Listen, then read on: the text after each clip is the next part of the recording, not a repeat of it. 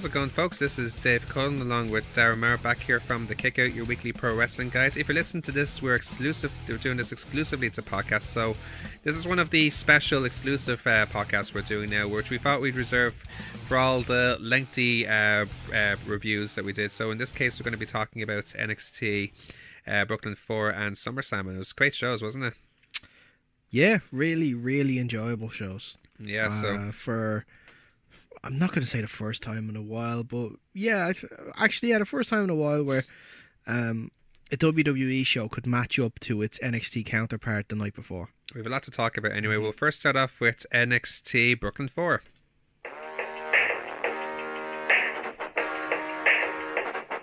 We are the melanin felons, we are the product of the partner policy that you gotta love. Casinos, amigos on 40 acres of. They built the shit on my backs, made in America. So before we actually get into it, Dave, Right. we should address the prediction league, I think. Okay. Because obviously it was a big weekend. You're sneaking up behind me now, aren't you? A lot of points up for grabs. I must say, yeah, I did get points back on you, but not as much as I would have liked. Okay. Because I think I only got, let me just double check here what my sums were. Yeah, I only got 3 points back on you. Only So, 3? Yeah, only 3 It points felt back. when you showed me the scores, it felt like so much more. Yeah. But I am in second place now. I wasn't third.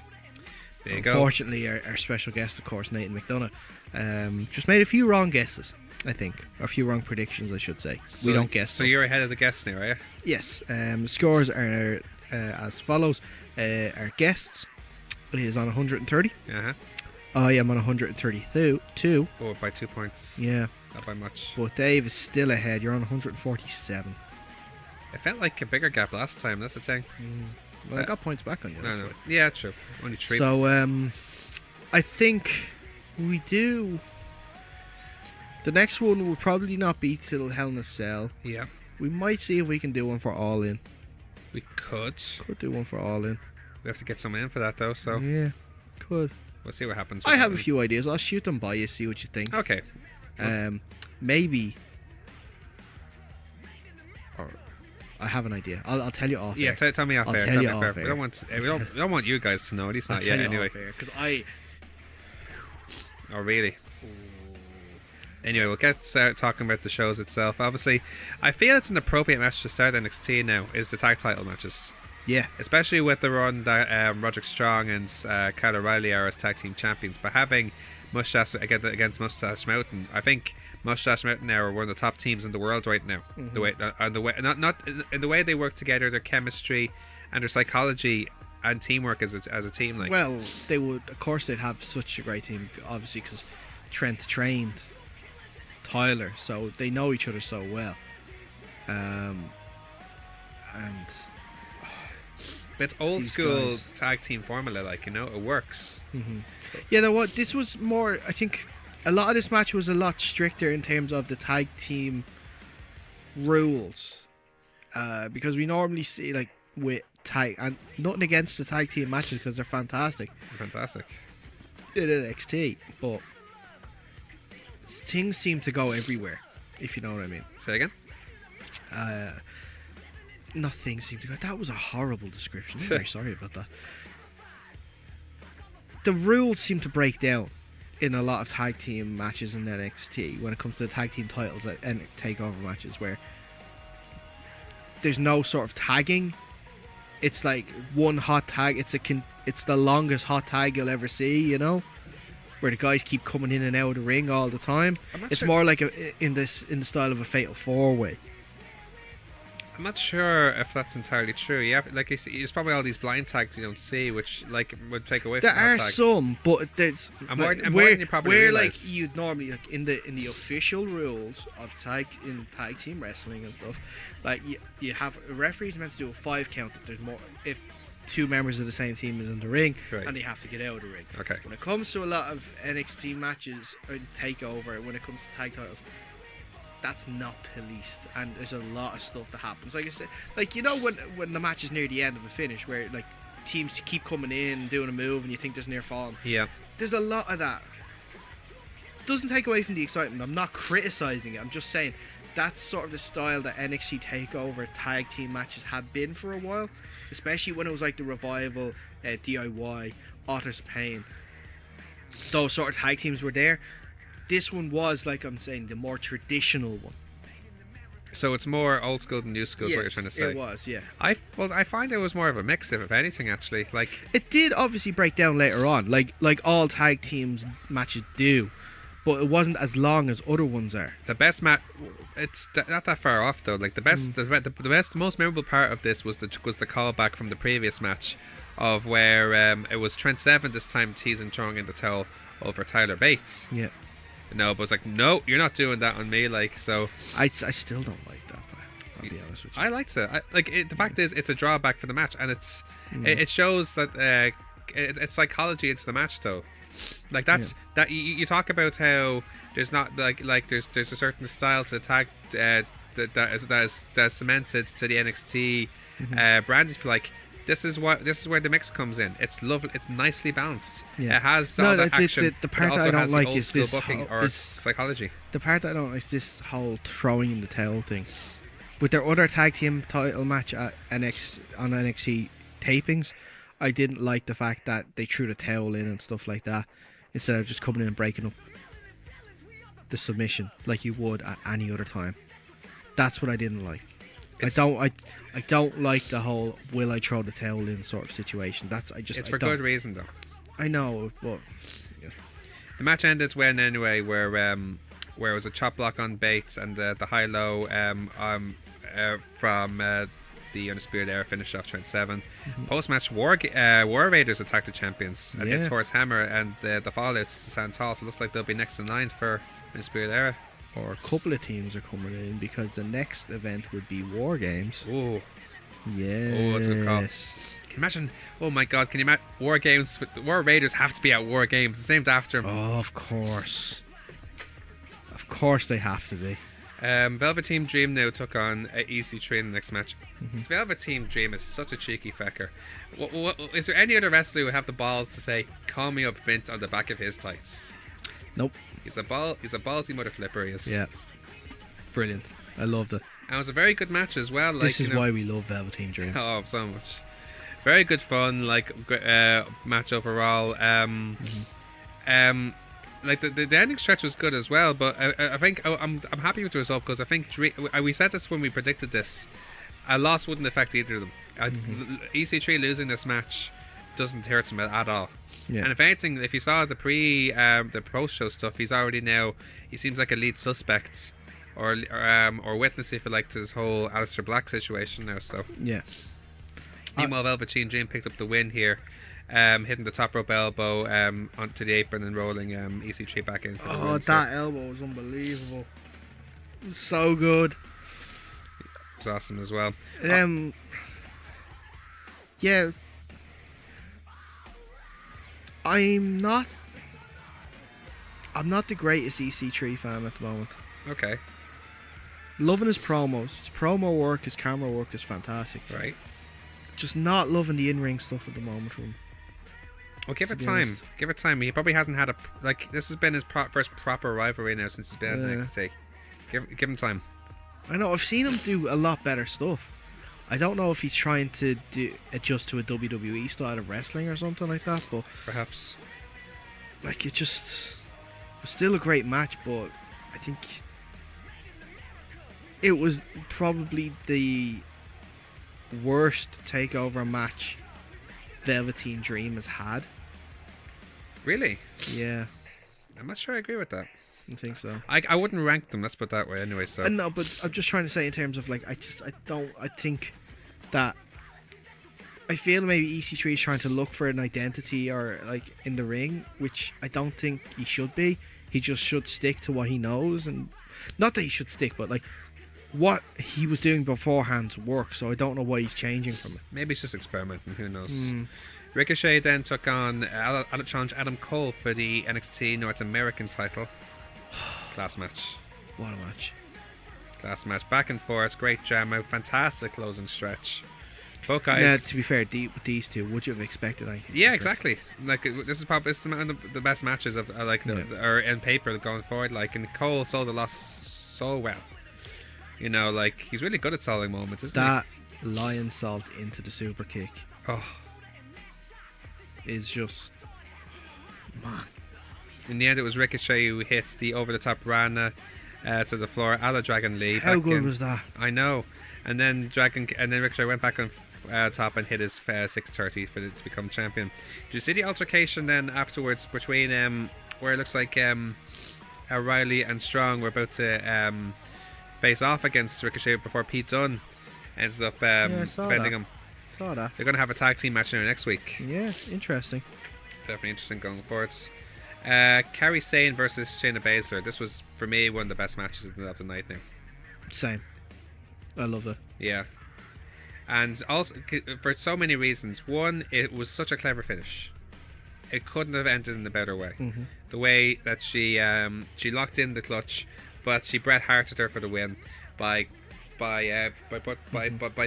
get the leverage on the shoulders to win that way. I just love that finish. Exactly. But also, Such a smart finish. To do Yeah. too.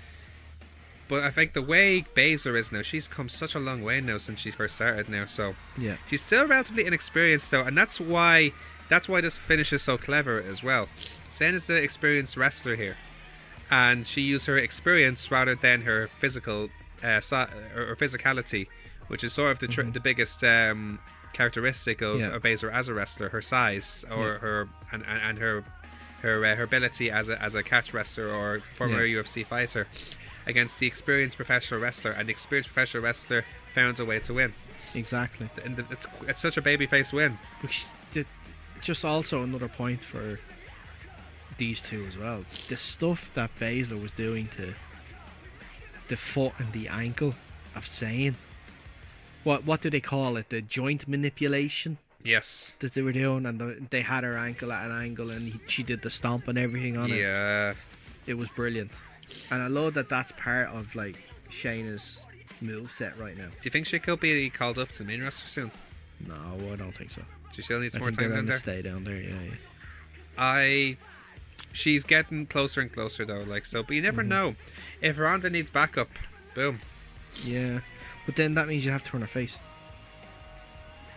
It's not a bad thing, I don't think. Like so a lot of people go from NXT. Listen, I'm okay with that. I know they go from NXT and then they become like Bobby Roode. Exactly, I was going to bring up Bobby Roode. Yeah. So let's talk about the main event. But, like- sorry, go on.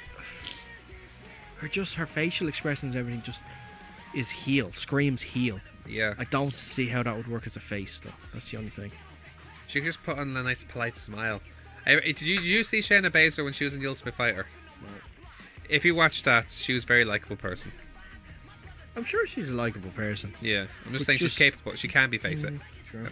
Let's talk about the main event. Tommaso Ciampa against Johnny Gargano. Last man standing for the NXT title. Yeah. Now, don't get me wrong, I did enjoy this match. But do you feel now it's almost gone away from us now in a way about this whole rivalry? What you mean? In a way that, you know, I think like when we talked about the last match they had, what was it, Chicago? Yeah. And it was a good match, but at the end of the day, it was nothing on the New Orleans match. It's the New Orleans match now so good that no matter what other matches they have, it can't be suppressed. Or even to this one. For me, I gave this match free reign coming into it because we all knew this wasn't the plan. That's good Well, points. Us are like smart wrestling fans, I guess you can call us, the ones that like to be informed. Which is no, it's that's a good point. This was not the plan. The plan was the triple threat. So I felt anything they did in this was just going to be a bonus. And I loved it. I loved everything that he did about it. From the fact of like Ciampa battering Gargano with a steel chair, Yeah. and then just sitting on that steel chair waiting for him to sort of not get up. Like just everything like that, sort of all the heel mannerisms that he's done throughout the whole thing, doing callbacks to previous matches, like taking the ring apart Oh, and of stuff course. like that. And even Gargano attacking Ciampa the way Ciampa first attacked Gargano when they broke up. Exactly. Getting the crutch, getting the way the table was set up, I thought was very interesting as well. Yeah. You know, so. Well, even the way that it finished, because it seemed like Gargano's anger got the best of him, where he injured himself and stayed down, as opposed to Ciampa. You almost sense a bit like of I said, Ciampa has poisoned him so much. and because of that, and another thing I want to bring up about that. Did you notice Gargano's gear? Yep. Changed the smiley face to almost like Venom, a gremlin face. to Venom from Spider-Man. Yeah. So that's a nice touch there. Like it is, you almost get the sense there's a bit of a switch in their roles. You could almost see Ciampa being the face now, as opposed to Gargano being the heel, in a strange way. Because it seemed even with the crowd, if you notice the crowds, they were chanting a lot for Ciampa. Yeah. As almost not as much, but almost as much as Gargano now. Yeah. Maybe not as much as Gargano. It seems like some fans have switched sides now. I don't even think so. I think people were still going to cheer Ciampa as well, because what he's doing so well. Yeah. He's probably the top heel in the company right now, up there with Joe. Yeah. And maybe certainly in NXT anyway. Yeah. In NXT, he is the top heel, for sure. But I don't know if he's turning face. I don't think so. Probably not. It's just probably a reaction from the crowds. Yeah. And it flew by the whole card altogether. Like, that's why I love NXT takeover shows. They just fly by. You enjoy every match, and it's awesome. But it's that time again now. It's that time again, isn't it? You got your opinions ready for it? I got my rating. Yeah, because it's time for another edition of Forget those Meltzer stars. Meltzer Stars. You want those Mars bars? Mars Bars. F*** Uncle Dave stars. Meltzer Stars. It's all about those Mars bars. Mars Bars. Have we? What? Haven't heard that in a while, have It's we? been a while. Every time I cringe. Anyway, so first of all, Every time I hear you talk, I cringe a little. it is time to cringe. No, I've lost it now. Anyway, Undisputed Era versus Mustache Mountain. I have given this 4 Mars bars. Of course, it's out of 5 Mars bars. Okay. I will never break my scale 5 for any match. 5 Mars bars is the max. 5 No Mars bars exceptions. is the max. No. Just an idea for anyone that hasn't listened before and they're wondering, well, what constitutes a 5-star match? The 2 out of 3 falls Omega Okada match for the IWGP Heavyweight Championship at Dominion. That was a 5-star match because of everything surrounding it. You have to beat that, or you have to equal that to get 5 stars. 5 Good luck with that. Mars bars. Yeah. But tag team match, Mustache Mountain, Undisputed Era, 4 Mars bars. Okay. Really, really exciting match to start off. Got the crowd going. All 4 of these guys are fantastic. Velveteen Dream and EC3. I have given this match 2.5 Mars bars. Okay, it's quite low. 2 Mars bars and a mini Mars bar. Okay. Like I said, still a really, really good match. Just having a problem with EC3 at the moment. Okay. The stuff that he's doing in ring. Okay. Ricochet and Adam Cole. This one is also 4 Mars bars. Right. Fantastic match again between these. Quality match. Really, really fantastic. Kerry Sane, Shayna Baszler. Now, given this 3.5. Okay. Now, for me, this match is nice. So the reason why I've given this 3.5 is, and this is me being a little picky, I think. A little picky. You've had half a Mars bar. Yeah, I picked off half a Mars bar. The finish, I agreed with the finish. Fantastic. The timing in which she went to pin her, I just thought was too quick. And it kind of left a sour taste in my mouth. Like, as soon as she was in the move, got onto the pin. I think if you held it there for 10, 15, 20 seconds for trying to get out. She'd pass out then. No, that's what I'm saying. Like, before she can lock it in. If we're trying to move out and stuff like that. And then You could have done it that way. If I were you, I'd pick that half Mars bar out of your galls and put it back in there, because I disagree with you there, I'm afraid. I think it was perfect timing. That's just my opinion, though. So, You know what? Fine. I'll change it. it's up to you. Just No, for you. listen, it's your Just for scale. you. It's Just your for you. it's your Just for scale. you, Dave. No, listen. Dave I'm not is an adding it No, to another no, half no. Mars bar. No, I am not an influence on your Mars bars. No, I'm go on. just giving you my opinion. Go on. You got me on a good day. Go on. 4 Mars bars. Fine. 4 Mars bars. And Tommaso Ciampa versus Johnny Gargano. That is also 4. Okay. That is also 4. All right. Really, really entertaining. Again, these two can have matches at every NXT takeover till the end of time, and I will always watch them, and I will always really like them. Of course, they're always entertaining. There's no question about that. But I think I'm still on that mentality as, God, can it get any better than the New Orleans match? And I'm not saying it ever will. I'm not arguing with the fact that I will not see it as a result of it, though. I'd love to even see them try. Nothing wrong with that. Yeah. I completely with you on that. Anyway, that's NXT Brooklyn. Now let's get to our review of SummerSlam. It's such a good vibration. It's such a sweet sensation. This is good. I like this. You're such a But why do we have to listen to Pitbull again? It's such Is it Pitbull? Isn't it? Complain in the background. I love it. I'm not the biggest Pitbull fan either, but I just think the song is catchy. I'm a heavy metal fan, but now and then I like it. I know. So I'm the same, Dave. Yeah. We're both bopping the bits of this, you know. You know you want to. You'll be singing this song on the way home tonight, I guarantee it.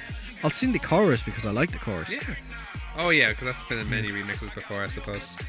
But anyway, SummerSlam itself. Now, we said it at the start of the show. Like, usually when there's a show with an NXT takeover, we always say, well, it's always the takeover that stands head and shoulders above the pay-per-view. Not in this case. I think this was, for me, one of the best pay-per-views WWE have done in a very long time. Yeah. I'd agree with that. And Well, not in a very long time. I thought WrestleMania was good last year. Well, for me, there's a lot, not just in terms of the match quality, but also in terms of how they paced the show, which I think was excellent. We'll get onto it as we get into it anyway. So, well, for me, I can't give my opinion one way or another because I watched this over 2 days. Because I now can't watch it live anymore. I understand. Because I'm all old and adulty now with old and adulty jobs. You're younger than I am. I know. We'll just talk about the pre-show very briefly. We'll just mention what happened, because I'm not going to get into it in big detail. Cien Almas defeated Rusev, and so I got this mixed up altogether here.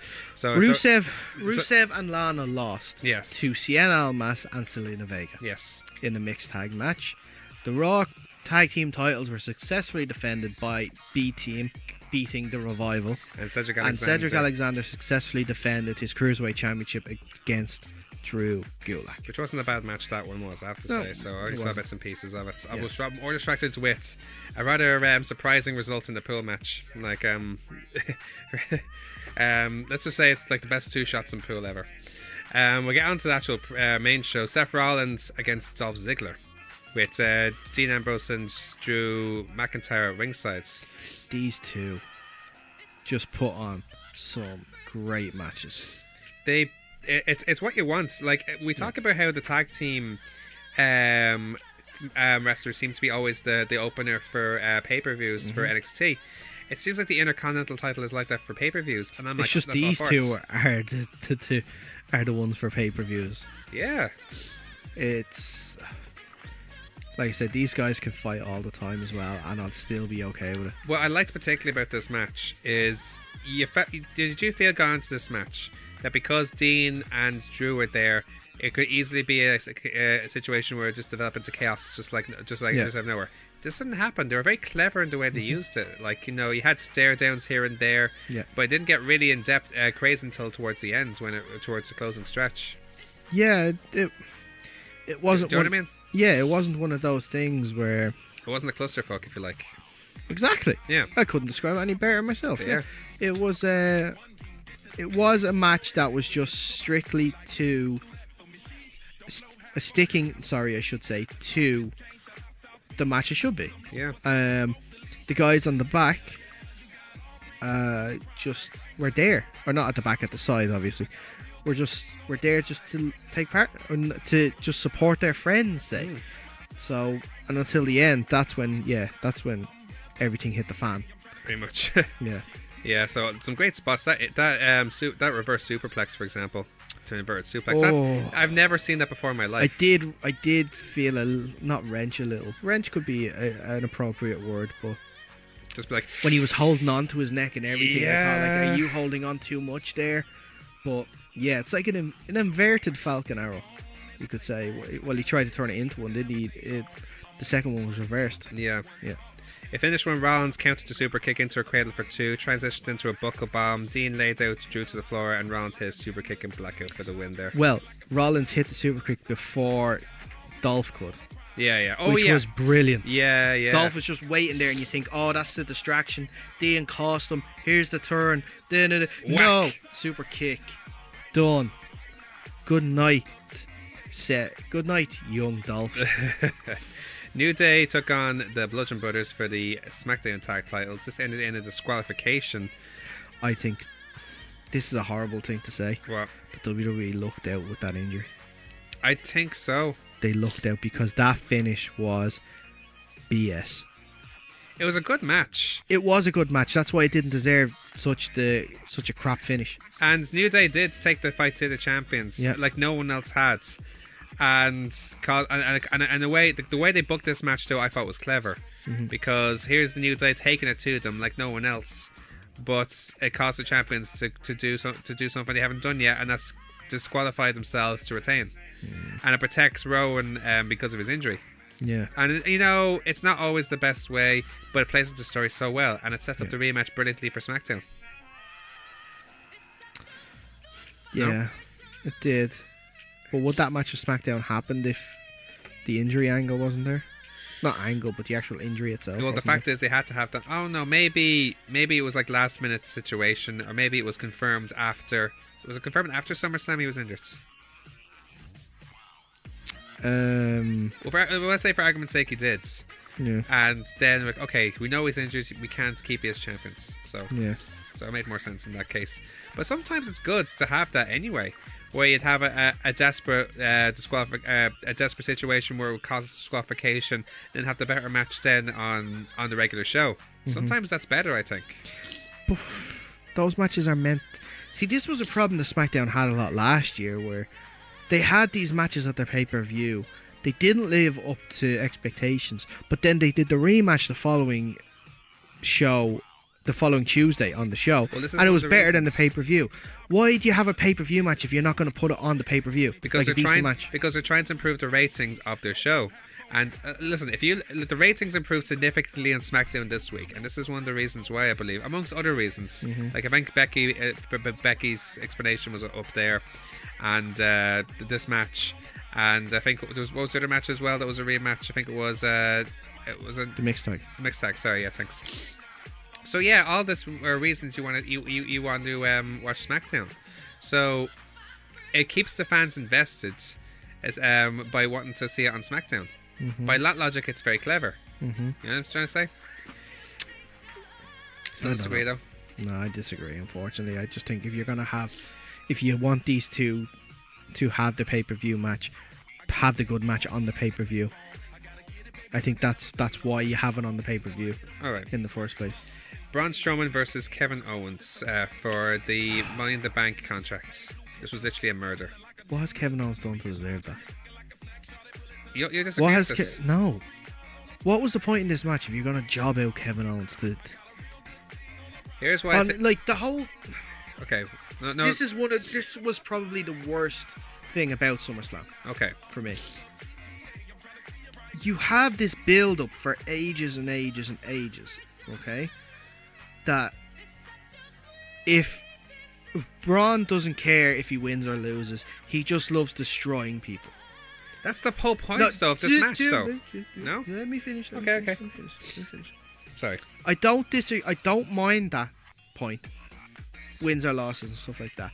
But you make such a big deal about him having to defend the Money in the Bank, and if he is disqualified, or if he is counted out, or if he doesn't try to actually win, he will lose the briefcase. So there's a stipulation there for the match that hooks the match. People can get invested in it. And you don't do anything with that stipulation. The whole point What's the point? The point is that stipulation, in my opinion, is just there to make the match intriguing, to the points where, oh my god, Braun could lose, but then we see how quickly he destroys Kevin Owens by that choke slam on the ramp, for example. Mother of gods, the way he bounced off that. The only thing I can think of is why they did it this way, because I would fully believe, like, come on, it's wrestling. If you have a stipulation, you're going to stick to that stipulation in the match, okay? Because we didn't see Kevin on Monday either. That I think that choke slam went wrong, and he was hurt, and they had to finish it. That's the only thing I can think of. There's so many reasons to make that, because there's no reason why. Like, okay, if you want to job out Kevin Owens, right? Yes, that sucks because Kevin Owens deserves way better than that. But if you're going to do it, at least play to your stipulation. Have Kevin Owens roll out of the ring and try and play limp or something, or hold on to something where it's coming to account, and then he finally gets him in. There you go. There, you play to the stipulation. That doesn't bother me in the sense that... Hell, you could have even done... Like, you know what would have worked perfect? Kevin Owens could have tried to do the Eddie Guerrero angle. Eddie Guerrero angle? Referee is distracted, bangs the chair off the mat, throws it at Braun and lies down. Plays the stipulation, trying to get him disqualified. Here's why I think this match couldn't have been booked better, in my opinion. The whole point, as I said, is that stipulation, it makes the match intriguing. But it worked perfectly because, one, it shows how dominant Strowman is, especially as a Money in the Bank winner. It makes you think, oh my god, he could cash in tonight and be this dangerous. Two, it's a squash. The squash match, I think, is necessary for this type of pay-per-view, because as we said at the start of the show, like, having short matches like that, it makes the show flow better. And some wrestlers, like a Strowman, who's booked incredibly strong, more or less all the time, this is necessary for him. Even squashing a top star like Owens, I think, is good for him. Thirdly, I don't think this affects Owens at all. He's this type of wrestler who could easily go into Raw next week and want to be any type of character he wants. He's that type of wrestler. Very similar to Chris Jericho, in my opinion, where he could be any type. He could go from the comedic heel to the dangerous heel to any type of him. So that's why I don't think it affects him as such. Yeah. For those three reasons, I think it couldn't have been booked better, in my opinion. I understand where you're coming from. They could have done one for the stipulation, but in my opinion, it was to give the fan a more of an intrigue going into it, where what could happen, and this happened, and I think it was the best way to go forward. That's my view. Yeah. I understand where you're coming from with the stipulation, but you have to understand that, like, that in terms of the signal of the flow and the story, or that we can move on from this story and see what's happened next for both wrestlers, it works always, in my view. I can understand. See where I'm coming from? I can understand where you're coming from. I can. You still disagree, though? I don't agree with them not using the stipulation. If you wanted this to happen, it could have just been a normal singles match for the thing. Just why are they using the stipulation if they're not going to use it? Because let's just break it down here to any sort of wrestling. If we're going to have an I Quit match, say for example, say me and you are going to have an I Quit match, we're going to try and get. I'm going to go and say, do you quit? Do you quit? Do you quit? You know? Yeah. It's a different type of match, though. Like, I see what you mean. You know what I mean. It depends on the it depends on the stipulation, though. You know, like, if me and you, okay, say for example we had a cage match, there's no way I'm not going to use the cage. Yeah, true. You know. But I think you're looking too much into specifics and stipulations. The match is supposed to small. I don't think I'm looking into specifics. I think that I'm looking at it where any sort of wrestling match should be booked. If you have a stipulation, you use that stipulation. That's why it's there in the first place. I can see what maybe the stipulation wasn't necessary, if anything. but that's the only thing I'd say. Like, if that's the case, then maybe not. It wasn't the only reason it was there, as I said, is to add intrigue where Owens could win by a sneaky count out or a sneaky DQ. You know what I mean? That's what made it intriguing, got into it, where Kevin Owens could have won and could have cashed in to be champion that night, you know? Yeah, well, we'll move on because I think we're going to disagree with this one. Charlotte against Carmella against Becky Lynch for the Women's Championship, SmackDown Women's Championship. Again, so it was a very good match, and I have to give credit to where credit's due to Carmella because, like her or not, she sells very well. Like, there's what she does well, she does very well. Although she's not, although she isn't as sharp, she doesn't have the ability of a Charlotte or a Becky Lynch. She still has her moments, I think. Like, you know, so, and I think she does make a good heel as champion. But that said, I'm more than okay with the situation of this match, where Becky was this close, and Charlotte took her from her natural selection, and the inevitable happens where she attacked her after. The crowds of "You deserve it," by the way, to aimed at Charlotte. Now, I know you don't like this, because or you didn't see this initially, or you prefer Charlotte being coming off as the heel, right? Yes. In a way, she sort of is. That's the thing, because this is not WWE's way, though. You know, it's not the way they used to do it, but that's the good thing. That's a very good thing. Like, we go more in depth about it on the show side of it itself. Why I don't agree with it. Okay, well, let's put it this way. The payoff, like it's not that no. I think saying that I disagree with her turning heel is wrong. I don't disagree with her turning heel. I'm cautious about it. Okay. That's all I am. Okay. If it works out and it has the ending and it has a means to an end, that they're actually doing this for her instead of giving Charlotte something to do. Okay. Then I'm happy with that. We'll get more into it when we talk about the main show later. Yes. How about that? Okay. Yeah, when we review SmackDown and Raw, they got into it a little bit then, yeah. In the meantime, let's talk about Samoa Joe versus AJ Styles for the WWE Championship. Yeah. In terms of DQ finishes, this was the DQ finish. This was the fantastic booking. I totally agree. Yeah. We can agree on this for sure. Like, you know, it was a fantastic match, great heel, great callbacks from their previous matches as well. Like, no, I don't know much about their matches from NXT, but or not NXT, TNA, excuse me. But it highlights how much the two know each other as well, as we said, and it started slowly, it built up, and I'm totally, for me now, I'm totally okay with the DQ finish because it showed, okay, listen, Joe's gone too far now. What I love about this angle is that it's so believable. And it showed AJ has a breaking point where he snaps. Yeah. It gives him almost a renewed edge, and it gives more of a fuel to the fire for this rivalry. So I'm all for this going forward. I can't wait to see what happens at Hell in a Cell. Yeah. Or whatever happens going forward, like, you know. Hadn't had that yourself? I loved the match. Loved everything about the match. Loved the gear that AJ had, paying homage to Jim Neidhart. Also, Carmella had the same gear, paying homage to Jim Neidhart and Natty, and should point that out too. We'll mention that when we get to that match, yeah. We already talked about the match. We did, yeah. Dave, you're not even paying attention to your own running order. Attention now. I have a running order in front of me.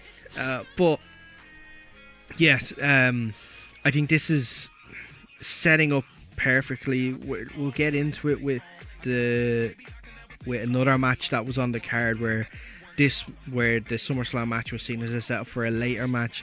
This was set up for a later match as well. This was only the start of things. Yeah. And they started things off brilliantly. Yeah. Totally. And I don't know if it was intentional. I don't know if it was a stroke of luck. But when the blood was coming down AJ's face as well, just added to it. I think so, yeah. Yeah. What I find intriguing about and this then his daughter match, by the end was saying, "Daddy, you're bleeding." What I find intriguing about this match is that I feel they held back as well, which is a good thing. Because can you imagine the fantastic match they're going to have later on over this? The match that they're going to have in Hell in a Cell. Oh, or even Survivor Series if it goes that far. In Hell in a Cell, I'd imagine. Yeah, probably. And it's very similar to this other next rivalry. Before we mention that, we have to talk about Elias breaking his guitar. I thought it was hilarious. It was planned though, wasn't it? A bit. I think so. It led to a match with Kurt Hawkins, I think, on Raw. where the losing streak continues. They're still doing his streak, yeah. Yes, I like that now. I think that's fantastic. No? If they're only doing it for the sake of it, is there going to be a payoff? I'd like to think so. Is he going to get a win? Eventually. You know who I'd hope it'd be a win against Roman for the title. Imagine that. That'd be brilliant. That would be good. Or against Seth for the Intercontinental title. You know, wouldn't it? Yes. You know what? I'd like that too. Yeah. But, going back to rivalries, which I think are being held back but could have something more later on. Miz against Daniel Bryan. Don't get me wrong, I love the match. This was the other match I was thinking about. I was talking about there with the thing. Where they're setting up, this was the setup for another match. Absolutely. No, I don't.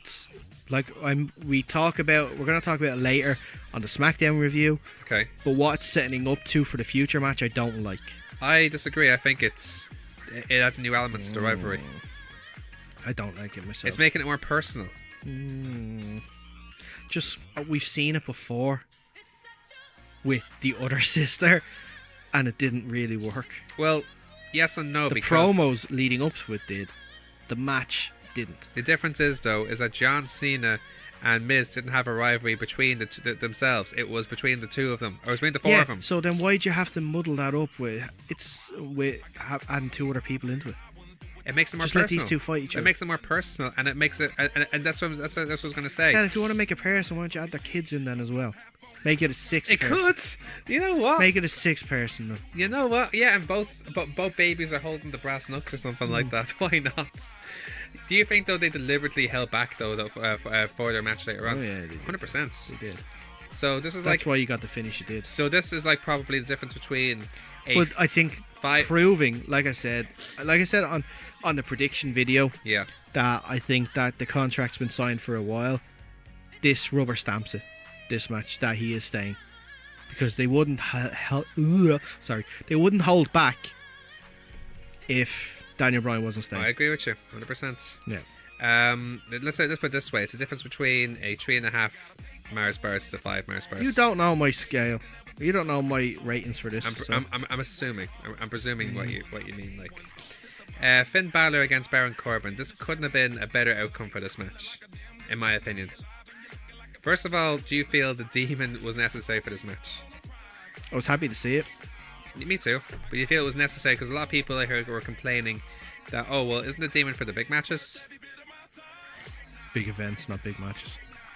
True, but it's gone back to the Braun Kevin Owens situations. It was a squash match. It scrapped this rivalry, which I don't know. I wasn't really keen on myself. No, it wasn't. Not many were. I was happy to see. Like, this match left me happy. Yes, me too. I was happy to see the Demon. I was happy it didn't go on long. I was happy Finn got the win. To add to that, I have to compliment Corbin on how he sold it. Yes, he sold it well. Sold it very well. But can I say one thing I'm not happy about with it? What? Finn sticking his tongue out the whole time. That just weirded me out. Like, are you panting for breaths? Are you a dog? What are you doing? The Demon Balor's thirsty for blood. Demon Balor hasn't been out in a while. He's just like thirsty. It has been thirsty. Well, it has been a while to be fair, so I'll give him credit where it's due. But now, as I said, so here's a question on top of that. Now, this is the second squash match that we saw at this pay-per-view. Do you think it's good or bad to have these on pay-per-views? It all depends on what the build-up's been. Okay, now let's say for example, as we talked about earlier on, let's say for example, if Braun Strowman and Kevin Owens didn't have that stipulation, would it make sense to have that squash? That's fine. In this case as well. It's fine because it's not something I was. If it's not a rivalry you're really invested in and it's just to finish it off, fine. But like obviously, if it's the middle of a rivalry for the main title and stuff like that, and it's a squash match, then Okay. no. Fair enough. Okay, we'll move on with that now. Nakamura against Jeff Hardy for the US Championship. I'll have to say I watched this the day after and I spent a lot of it fast forwarding. Yeah, we know that Jeff is hurt, and I still don't know why he did that swanton onto the apron. he's a nutcase. And after that, when he missed, Nakamura hit his Kinshasa to retain. It was an okay match, but it was so deep into the show where at that point you can't be invested, you know. Yeah. At that point it was what, 3:30 in the morning in Ireland. I don't know. Like I said, I watched the next day, so. So by then, it's the type of match that would sort of put you to sleep. Not for the want of them trying, it's just that you can't be invested in it, unfortunately. Yeah. Especially then when Randy Orton came down for the ring for no reason, just to turn around. I don't get it. I just don't get it. No. We'll swiftly move on. Ronda Rousey versus Alexa Bliss for the Raw Women's Championship. I thought it was a really good match. It was quick and to the point. You know what I mean? It's exactly what could only have happened. You know. Obviously, as you mentioned, great touch from Natalya wearing Jim Neidhart's 1990 SummerSlam jacket. Yeah. But again, not just the way that Ronda dominated, but also the way that Bliss sold. She sold so well, and I don't give Alexa Bliss enough credit. Like in my personal opinion, she is a wee bit overrated. That's You just don't my like opinion. her at all, do you? I like her, but I don't know. Maybe I'm too harsh on her because it's the same issue I have with Carmella. Maybe the only issue I have, I look at a wrestler's ability before I look at their promos and stuff like that. But Bliss is one of the best at that, and I have to give her credit on her selling, especially like so. In that case, I give her full applause for this one. Like so, Okay. it ended the way it needed to. You know, Ronda attacks the arm. She did that horrible dislocation spot with it as well. As she tapped it, that was that. Yeah. And obviously afterwards, Rosie's Going after her, like going for her Black Swan look. Or Yeah. her Mac look. her Mac look. Oh yeah, Yeah, from the musical. her Black Swan. He's the Nightman. One of the things that Can we find that and play it? the Black Swan, No, Nightman. Nightman. You don't know the song? No, I never heard of Nightman. Oh, I'm gonna get this for you, and we're gonna play it before the end of this, before the end of the review. Yeah, okay, Grant. We could play it going out actually. How about that? Yeah. Okay, we'll do that. You don't have to put it on there. One thing I will mention about this match that I didn't like was what happened afterwards. I'm okay. I get why Rousey want to celebrate with Natalya, and I get why she'd want to celebrate with Travis Brown, but why the Bellas need to be there? I don't get that. I don't know. I really don't know. Why did they have Since to do the when were interview they- beforehand? Since when? Why did they have to be there in the ring? Since when are they friends? It's like a celebrity clique. I thing or actually something. forgot about that. I just don't get that. I really Yeah. don't.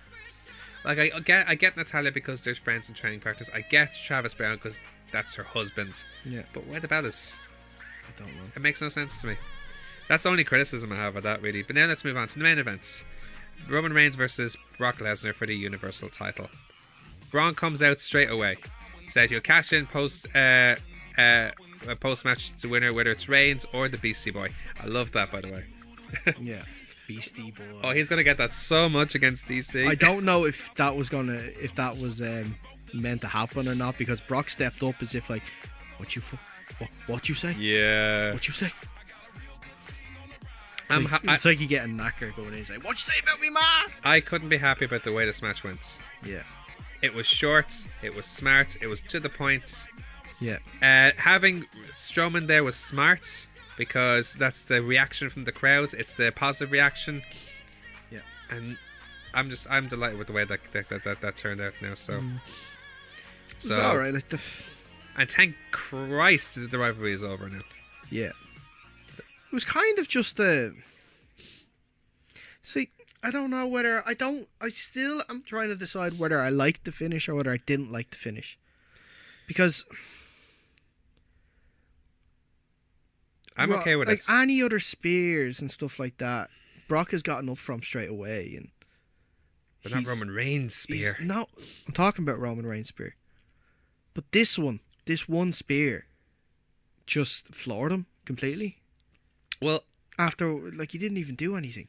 it doesn't bother me too much about the fact, because the way the whole match went, it was short and sweet and to the point. We almost thought straight away he was gonna finish him with how many Superman punches he landed to the head? I think it was like 4. Yeah, something like that. So I'm okay with the way it is. I have nothing more to. I'm so happy it's over anyway. So overall, I really enjoyed SummerSlam. Again, as I said, I think this is one of the best WWE pay-per-views we've seen in a long time, I did too. and it was so smartly paced. Yeah. More than anything, all these short matches made it easier watching. It made it easier to stay up till a certain time in the morning to watch it.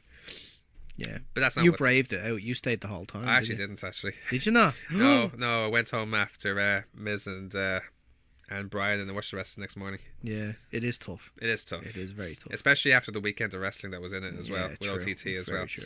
But anyway, let's finish off this bit now with your Mars bars for SummerSlam. So Yes. just get straight into it anyway. So Oh, you don't want to play the song again? do you want to play it again? No, go on, it's fine. It was already played, so It's fine. I presume we're not going to mention the pre-show for any of this, are we? Very quickly, the cruiserweight match got 2.5. Right. The Raw tag team got 2, and the mixed match got 2. No word to be said about that. Okay. Grant. Rollins against Ziggler. Rollins against Ziggler, 4 Mars bars. Okay. 4 Mars bars. Really, of course, really, really good opening. Great match between the two. Loved it. Next, New Day against Bludgeon Brothers. 2.5 stars. Really? Yes. I had to deduct because of the finish. Okay. Because of the finish. I had to, because the DQ finish for that, no. I disagree. I think it was based on the match, fair enough, but based on the book and gone to SmackDown, I disagree. But I'm looking at it in terms of that match by itself. I'm Okay. not looking at it in terms of That's- the booking when there was an injury and everything like that, where then they won it and stuff like That's fair. that. Okay? That's fair. Now I'm expecting this next one to be low. Braun Strowman and Kevin Owens. Yeah. Unfortunately, it is. 2 stars. Mars bars. Excuse Why me? did I say stars? Mars bars. 2 Mars bars. Okay, I was expecting lower than that from honest with you, but okay. Yeah. I understand you. I heard your reasons. Charlotte, Carmella, and Becky. 3.5 Mars Okay. bars. For reasons I already have explained in terms of what happened afterwards and stuff. The match itself was great. Really enjoyed it. In terms of what happened afterwards, just Joe and AJ. 4 Mars bars. Okay. Really like this match. This is how you do a DQ finish. This is how you have the match with each other, and everything just worked great. Awesome. Loved it. Miz against Brian. Miz against Brian, I gave it 3.5. Okay. I enjoyed it. I was toying between 3.5, but I gave it 3.5 because Daniel Bryan now is wearing Seattle Seahawks colours on his tights. Really? Yeah, it's my team. He's wearing. I know it's his team as well, but it's my team too. He's from Seattle. He's from close to Seattle.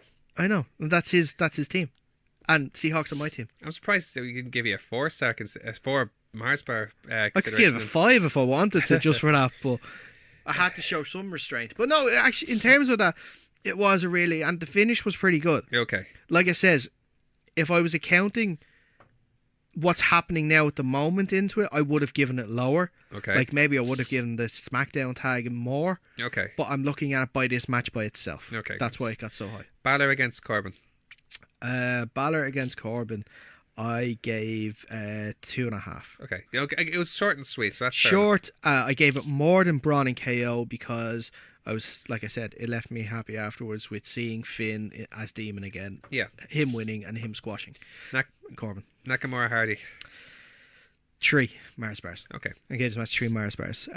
Jeff is obviously fighting injured. He did what he could, and Nakamura obviously is Nakamura. The 3, and obviously that spot. But Jeff has got to go and rest his body. He's got to go and He's just going to get a rest chance himself. now with this rivalry. He's going. I with don't know. I Orton. don't even know if he will. It's a thing. Yeah. Rousey against Bliss. 3 Mars bars for this.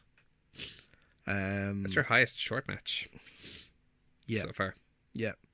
Short, exactly what can only really happen if you are having a legitimate singles match between these two. Because there was no outside interference, there was nothing like that. Yeah. So that's why I'm giving it the 3. And also, I might have gotten higher because I was happy to see, like the emotion afterwards. It felt, obviously it was real, but I did like that. Yeah. She was going to her husband and everything like that. But again. It made anyone that was watching think I would do that same thing if Yeah. I won. And But what ruined it then afterwards was, like the you said, Bellas. the Bellas. Yeah, I totally agree with you there. And finally, Reigns against Brock. 2.5. 2.5. I'm putting it right in the middle of my scale, Right. of my Mars bar scale, because I don't know if I like that finish or not yet. I still Okay. don't know. I'm still trying to decide over. Okay, great.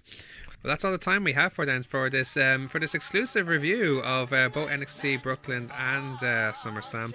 So as promised for you, Dara, we're going to go out with, was it Nightman, is it? It's you don't watch Always Sunny in Philadelphia, do you? No, I don't. So that's the thing. Don't so say of course you don't. Don't ever say that. I don't watch the show. I never. Well, you I should. watched one episode. You should. That was that one where they're fighting over the lottery ticket. That's all I've seen. Oh yeah. So that's oh god, yeah. That's an interesting one to start with. That's a very interesting one to It start might with. have been you who introduced me to it. Actually, no, it wasn't. I actually don't even remember. I where keep watched telling the you show. to watch it. You know what I'm like? I'm the worst person to work for watching TV series. But this is from one of the episodes where because with Ronda Rousey's makeup, she looked like Mac when he was in a play starring the Nightman. And Okay. this is the song from that play. Well, it's a musical, not a play, sorry. So this is one of the songs from the musical. I'm actually glad we get to reference Ronda Rousey's appearance as, you know, sort of a joke as opposed to relevance to the match, as like we talked in SummerSlam, because so at least we can go out on that anyway. So anyway, thanks very much for listening to our review. Make sure to stick around and watch this time and space, as we'll be doing our regular show happening. We'll be releasing that on during the week, as well as our OTT review for both WrestleRama 2 and the Contenders Hangover 2. So until then, I've been Dave Cullen, he's been Dara Mar, this has been the Kickouts, your weekly pro wrestling guys. Thank you so much for listening. Dayman, fighter of the night, man, champion of the sun, you're a master of karate and friendship for everyone.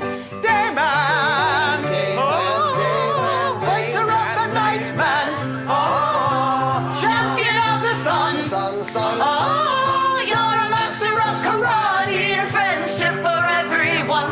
Dayman, fighter of the night, man, champion of the sun, you're a master of karate and friendship for everyone. Dayman. Stage freeze. Don't say stage freeze, just do it.